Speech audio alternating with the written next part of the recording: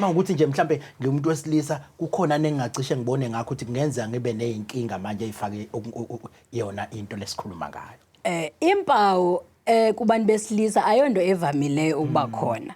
Ukuba ngaba ikhona uyibona ba ayiqapheleki ukuthi luphawu lokuthi angangakwazi ukuvelisa abantwana.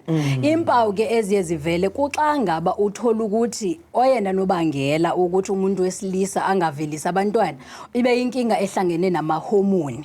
La amadoda amahormone ke afana netestosterone ngolwasemzini uyuthola ukuthi kuzoba khona ukutshintsha okufana nokutshintsha kokuvela kwenwele ezizobudoda ngoba siyazi testosterone yiyo eyenza ukuthi kuvele intshebe kuvela ama-muscle kuvele nje zonke nje ezinhlobo zamadoda ngoko ke uyuthola ukuthi ukutshintsha ngokwendlela okuvela ezinwele lolunye lophawu olungabonakalisa uba kungakhona inkinga xa sekufuneka kuvele abantwana. Ngaphandle kwaloko akukho lula ukubona uphawu.